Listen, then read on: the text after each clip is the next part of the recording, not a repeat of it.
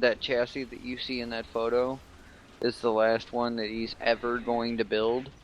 And we're in the process of moving his jig from his shop to mine. Okay. He's giving me his jig. This is a man that built chassis for over 50 years. Cool. Usually guys like that, they cut their jig apart and they completely destroy it. Seems like a waste.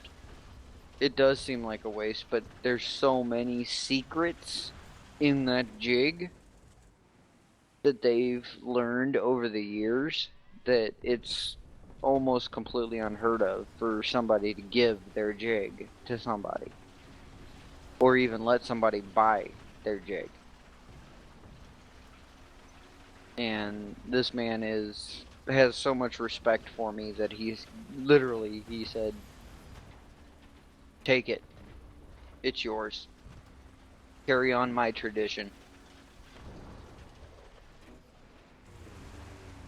So, it doesn't matter what happens to this chassis, I can replicate it. I can rebuild, I can make another exact copy of this chassis. Oh man.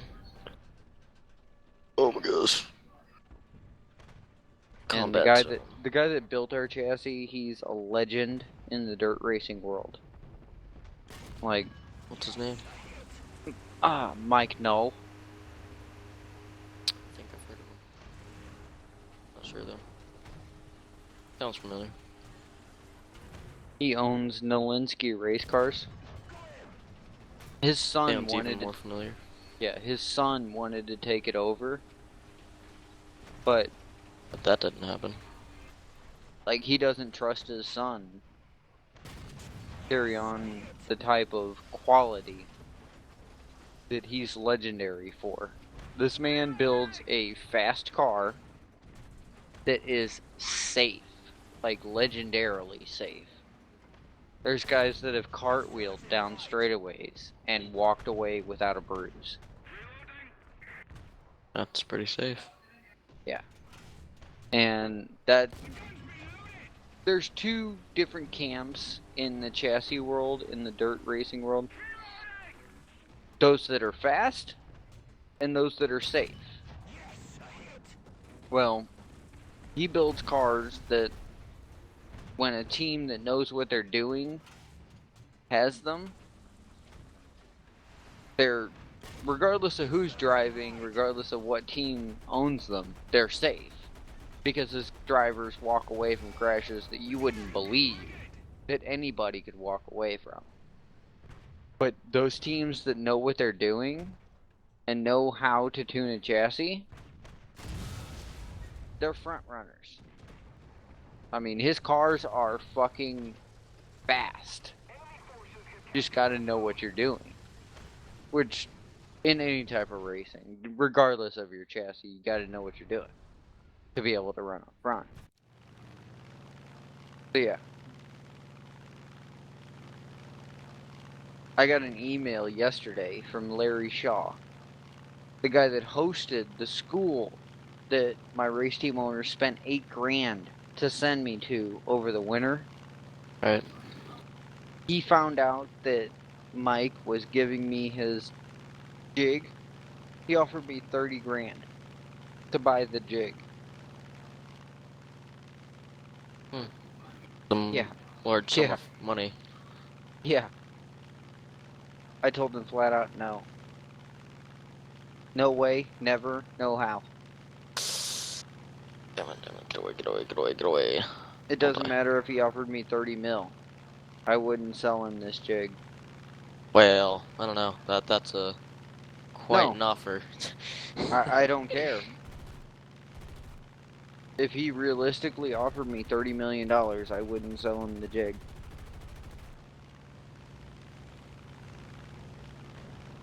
I can't say the same. I can.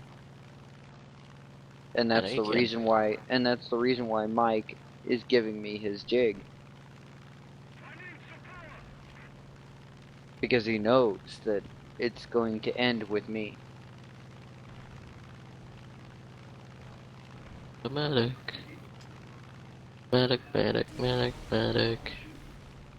This is the same man that's had had an offer from somebody. He wouldn't tell me who, but he was telling me how a team out of California offered him 100 grand to build one more chassis before he retires, and he turned it down. Keep in mind, it's about 3 grand worth of materials to build a chassis. Yeah. What kind of steel? It's 1/8-inch tubing, the tubing itself, the walls are 1/8 inch thick. Mm-hmm. Inside or And outside diameter? What? I don't know, I just said that. the wall thickness is Yeah. 1/8 inch. And the tubing ranges from 1 1/4 to 2 inch diameter. And you have to find or buy a kit for the front half of the frame from a G-body GM car. I think it's 72 to 83 Monte Carlo, Impala, Caprice, basically the G-body GM cars. The full frame GM G-body cars is what this jig is built off of. Okay. Because to run a modified, we have to run a frame, quote unquote, from what was a street-going car.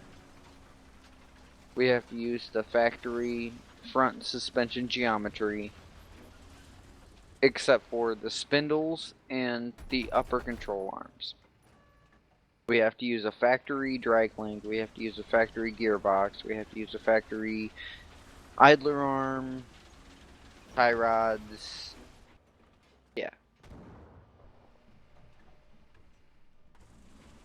So that conceivably the car could have been something that somebody took a street car and built the race car out of. When we build our cars, we take a 70s era muscle car, pull the body, all the suspension, everything off of it, cut it in half. We take the front half and build our car off of it.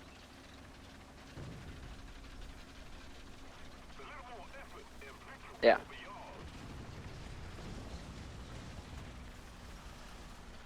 The modified that you see in those photos, as it sits, to buy the parts that are on that car, minus the chassis, minus the body work, you're looking about 100 grand.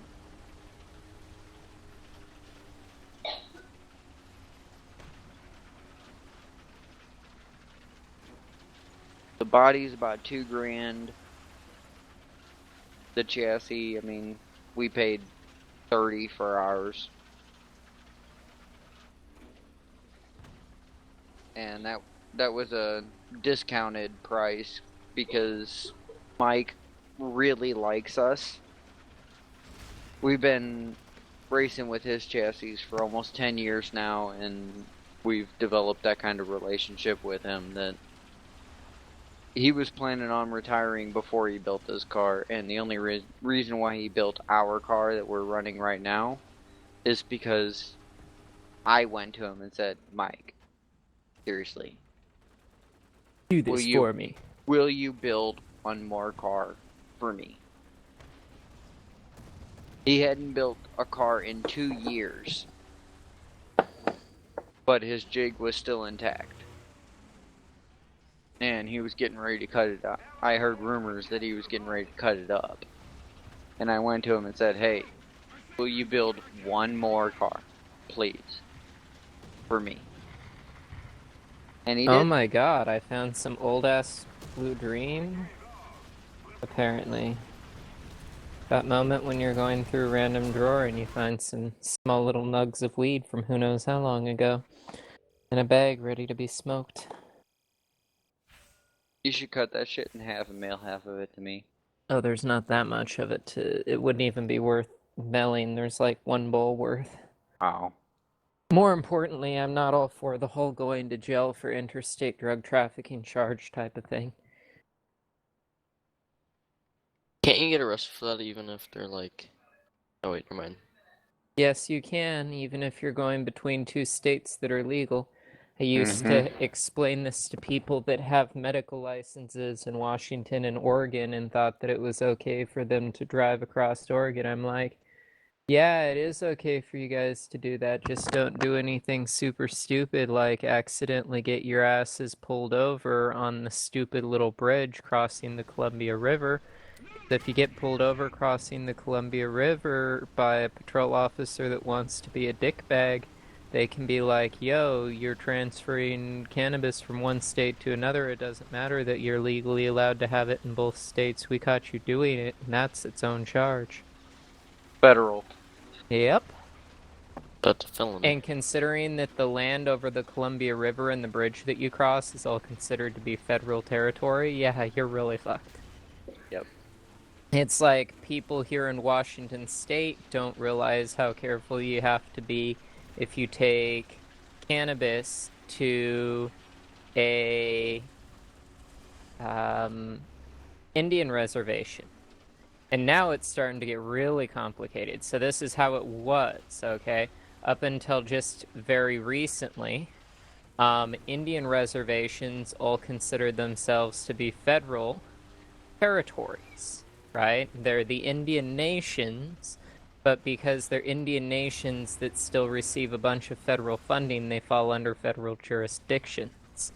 And so that meant that even if you had a medical license, even if you were legal to have it, if you got caught with it on tribal land, you could be charged as a federal under a federal felony for having the possession of cannabis, even though it was legal. In fact, I know somebody that happened to. But now it's getting really complicated because now it's legal at a state level for recreational use for any state residents over the age of 21, including obviously Indians and people in the tribal lands.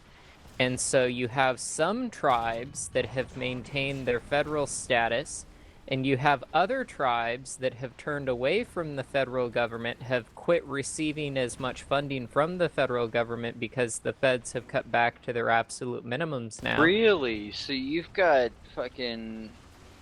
Your state is following the lead of the Alaska statutes. Well, actually, our state beat the Alaska statutes. We were one of the first two. Colorado and Washington went on the same year. But Colorado is doing way better. Ours is a really fucked up law.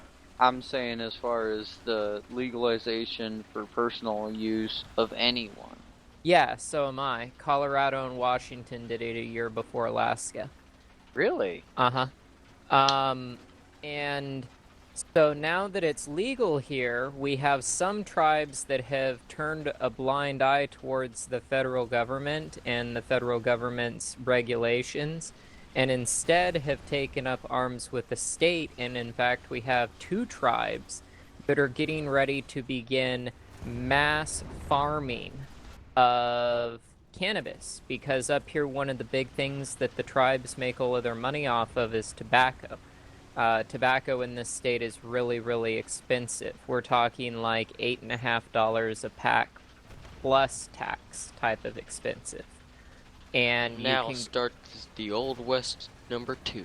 Yeah, you can go down to the casinos and you can buy casino cigarettes on the tribal reservations for $6 a pack and save yourself a few bucks, because the tribes are like grow their own tobacco and they make their own cigarette brands here in Washington.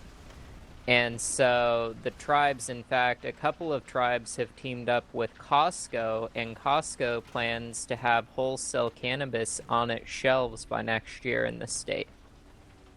I shit you not. Wholesale cannabis. Wholesale cannabis grown by the tribes here. So Only in now, America. now the tribes are really confusing because it's like some tribes you can go on to their tribal lands with cannabis and you don't have to worry because they're pot-friendly tribes, and then other tribes are still going with the federal regs because they're trying to pocket as much federal money as they can. It's really weird, the political makeup of all of this shit. Needless to say, I won't ship it to you, I'm sorry. I was joking, by the way, but I know.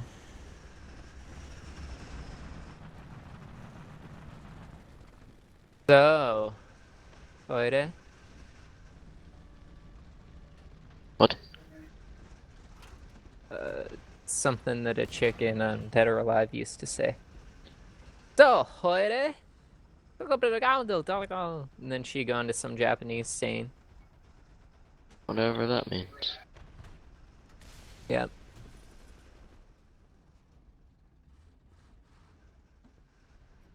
Game is so fun.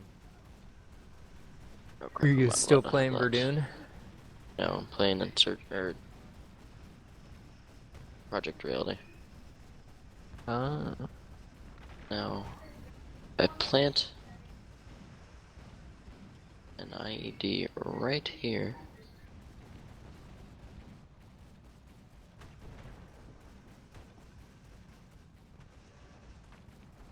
Beep boop boppity my way out of here.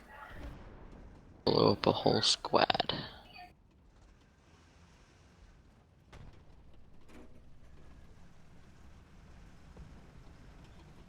Oh, snapperoonie. Well, put down the IED, but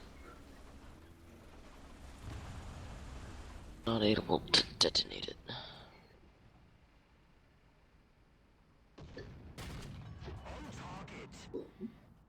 Oi, oi, oi, oi.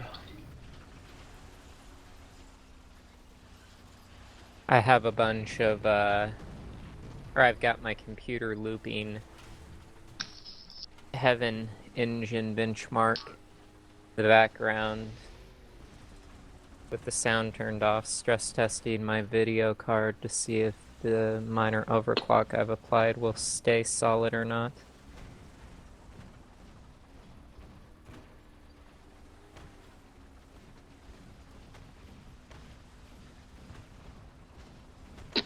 Project Reality team says that they're going to be taking out Vietnam soon, but they're going to add in World War II back in.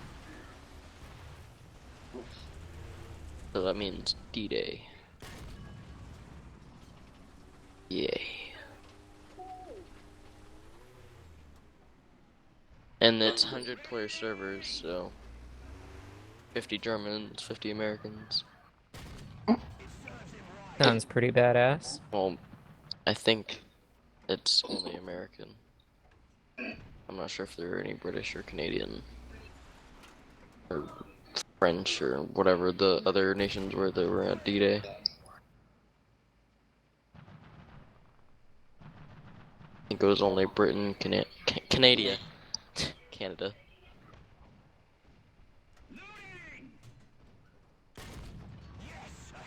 By the way, somebody's echoing.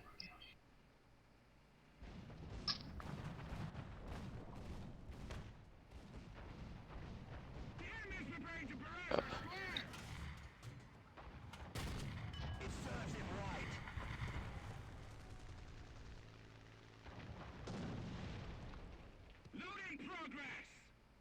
Good, and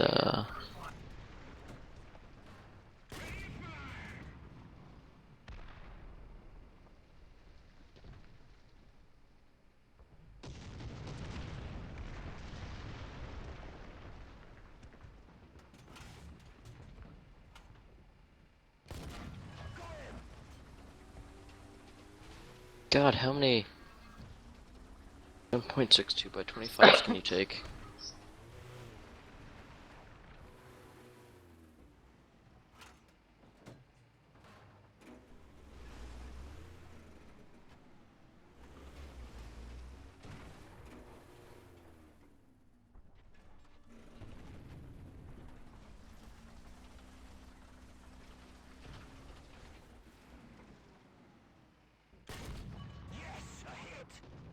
Oh shit, I forgot to mute my mic. Sorry about what you guys heard, if anything. I'll be back. No, we didn't.